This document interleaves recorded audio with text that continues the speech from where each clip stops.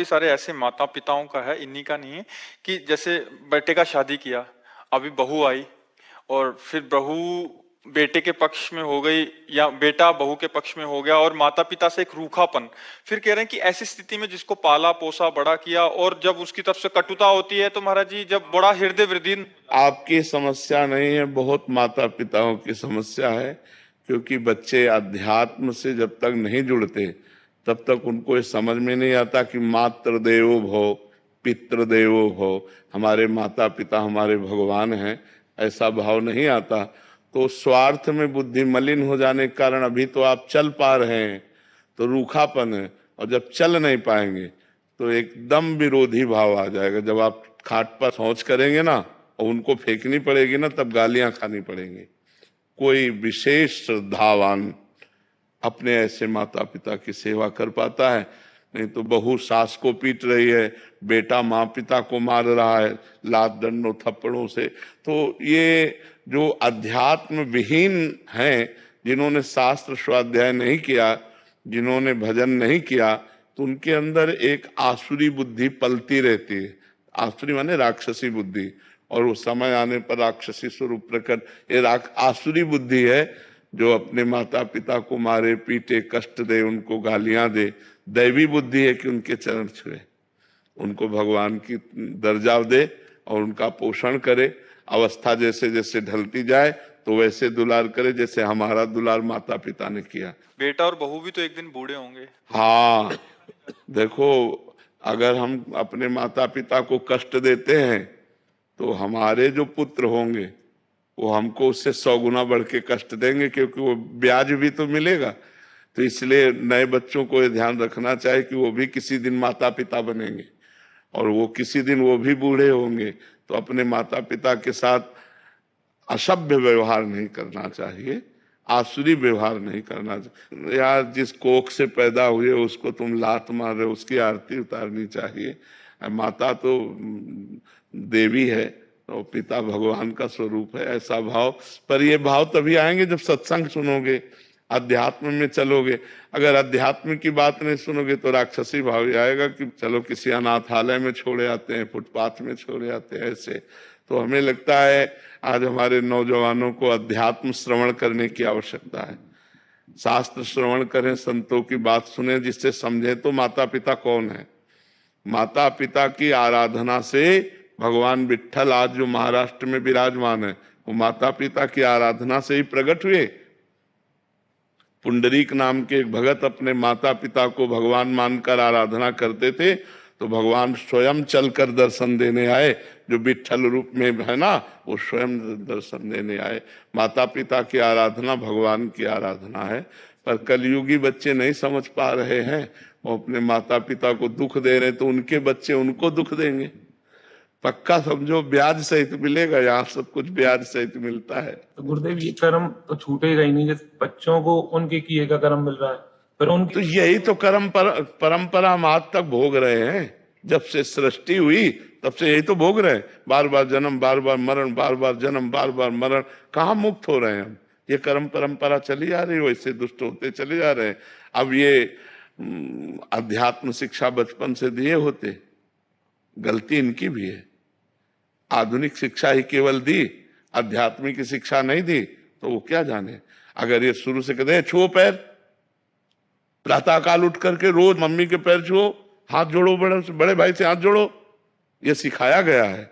जैसे हम लोग छोटे थे ना, कराग्रे वस्ते लक्ष्मी कर मध्य सरस्वती, बोले हाथ छुओ, धरती के पैर छुओ, चलो अम्मा के पैर छुओ, जाके पिताजी के पैर छुओ, बड़े भाई जैसे ऐसे शिक्षा। तो अब वो रोज की दिनचर्या बना दी।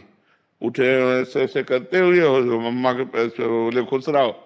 अब जिनके रोज पैर छू रहे हैं तो हमारी सद्भावना बन रही ना, उनका आशीर्वाद बन रहा है। अब कौन बच्चा रोज माता पिता के पैर छूता है? कोई बिरला ही, नहीं बिरला ही होगा हमें लगता है जो रोज सुबह उठकर अपने माता पिता के पैर छुए। वो सत्संगी होगा, बिना सत्संगी के तो माता पिता के पैर। माता पिता को माता पिता मान ले, भगवान न माने, कम से कम माता पिता मान ले, इतनी बड़ी बात है। वैसे तो भगवान का दर्जा दिया गया है माता पिता को। वेद कहता है मातृ देवो भव पितृ देवो भव, इसलिए पर जी पूर्व के कर्मों को तो हम देख नहीं पाते कि क्या आने वाला है, बट कभी कभी परिवार में जैसे माता पिता हैं वो अपने बुजुर्गों के पाँव छू रहे हैं तो ये प्रभाव बच्चे पे पड़ रहा है। पड़ोस के चाचा लगते तो चाचा दंडोत, क्या जाता है, सब में भगवान विराजमान है, सब में भगवान विराजमान है। अगर हम अपने भगवान को चाचा ताऊ कह के दंडवत करते तो वही तो विराजमान है। तो इसलिए हमें लगता है कि नम्रता विनय ये हमारे समाज में कम होती जा रही, नहीं होती जा रही है। जो पढ़े लिखे बच्चे हैं उनको विनयी होना चाहिए। विद्या विनयम ददाति, विद्या विनय सभ्यता सिखाती, और आज का पढ़े लिखा बच्चा असभ्य होता जा रहा है। माता पिता का तुम अपना देखो, हम देख लेंगे। कुछ तो पेरेंट्स भी अभी ना मतलब बच्चों को मॉडर्न स्टाइल से चलना चाहते हैं थोड़ा। बच्चों को ही, क्योंकि खुद अध्यात्म नहीं है महाराज जी, इसलिए वो चाहते हैं कि जैसे हम है वैसे ही बच्चे बने, और क्योंकि बिल्कुल महाराज जी दिशा विहीन उनका ही खुद का ही जीवन है तो फिर कैसे। हाँ, मॉडर्न लाइफ जीने के चक्कर में तो फिर वो मॉडर्न बच्चे टट्टी नहीं उठाएंगे। फिर तुम्हें पढ़े रहना पड़ेगा। महाराज जी अगर सब गुरु की चरण कमलों में समर्पित कर दिया जाए फिर कर्म बंधन नहीं। देखो जब तक कोई समर्पित होना नहीं चाहेगा तो किसी को समर्पित करने से कोई समर्पण नहीं होता। मनुष्य शरीर कोई फल फूल नहीं है, वो समर्पित नहीं होना चाहता तो हमारी ताकत नहीं कि हम उसको बदल दे। आप बदलना चाहो तो हमारी बात मान करके आप अपने को बदल सकते हो। बच्चों को विवेकवान बनाने के लिए उनको सत्संग सुनाओ, उनको आप आचरण सिखाओ, और वो धीरे धीरे चाहे कि हम संत वाणी सुन करके सुधरे तो वो समझ जाएंगे। पर जी इसीलिए शायद पहले गुरुकुलों का निर्माण था कि कुछ समय के लिए बच्चे, हाँ, माता पिता से अलग हो। हाँ हाँ, तो वो बहुत अच्छे परिवार को चलाने वाले बनते थे, क्योंकि गुरुकुलों में सब आध्यात्मिक और आधुनिक दोनों शिक्षाएं दी जाती थी। तो इसलिए वो बहुत विवेकवान होते थे, गृहस्थी को भी चलाते थे और संयम से भी रहते थे। अब आज की पढ़ाई में आधुनिकता तो है लेकिन आध्यात्मिकता नहीं है, तो आध्यात्मिक पढ़ाई ना होने के कारण विनय की बहुत कमी होती जा रही है। नहीं, पढ़े लिखे बच्चे विनय से बहुत दूर होते जा रहे हैं। नहीं, जितना ग्रेजुएट उतना अहंकार है, उतना, जबकि जितना ग्रेजुएट उतना सरल होना चाहिए कि आप बहुत पढ़े लिखे व्यक्ति की पहचान यही सभ्यता सरलता। आप गाड़ी में बैठे बस में जा रहे हैं, कोई बड़ा बूढ़ा खड़ा है, आइए दादाजी आप बैठ जाइए, हम तो खड़े भी रह सकते हैं। आप तो लगा पढ़ा लिखा है, नहीं लगा कि पढ़ा लिखा है, सभ्य आदमी है। तो पढ़ा लिखा का संबंध सभ्यता और विनय से है, और आज सभ्यता और विनय दोनों गायब हो जा रहे हैं। पढ़े लिखे तो बहुत लोग हैं, सभ्यता और विनय जा रहा है। तो हमें लगता है आध्यात्मिक शिक्षा ही सुधार सकती है। गुरुदेव भगवान, हम बच्चे तो नादान हैं, उनको समझ नहीं है, उनके कल्याण के लिए कहीं ना कहीं हम नाम जप करके समर्पित करें तो क्या हाँ, हो जाएगा। हाँ, बिल्कुल परिवर्तन होगा। और उनको बैठाल करके राधा राधा बुलवाओ 10 मिनट राधा राधा बुलवाओ और नाम जप करके उनको दो, तो निश्चित परिवर्तन होगा, निश्चित होगा। महाराज जी, बट उनको भी ऐसा लगता है कि हमारे जान पे आ रहा है ये सब कुछ करना, कि मतलब बता भी रहे हैं कि हम कि ये इतना करो तब आप करो, आपको नाम जप करना पड़ेगा, बट वो फिर भी नहीं करना चाह रहे। 1-2 दिन करेंगे, फिर हफ्ते बाद फिर फुसलावे। हफ्ते में अगर 1 दिन भी करने लगे ना तो हमारी बात तो मानने लगे ना। हम 2 दिन करवाएंगे, फिर हफ्ता भर कहने के बाद 3 दिन करवाएंगे। हम धीरे धीरे उनको सतमार्ग में, देखो बच्चों को खिलवाड़ में भजन कराया जाता है। देखो तुम्हारे लिए हम बाल भोग बना रहे हैं, तब तक तुम राधा राधा, अगर राधा राधा बोलना बंद किया तो नहीं मिलेगा।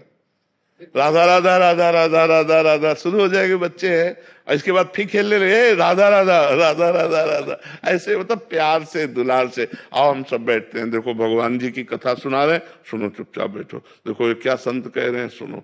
धीरे धीरे धीरे वो अनजाने में उनका सुधार हो रहा है, वो ना जाने तो भी सुधार हो रहा है। जब गर्भस्थ शिशु प्रहलाद को नारद जी ने उपदेश किया तो समझ में आ गई ना। अभिमन्यु को उपदेश किया अर्जुन जी ने तो चक्रव्यूह तोड़ना गर्भ से जान गए, तो गर्भस्थ शिशु को कितना ज्ञान, वो तो अब बाहर आ चुका है। अगर हम सुनाएंगे तो उसके संस्कार बदलेंगे, उसके भाव बदलेंगे।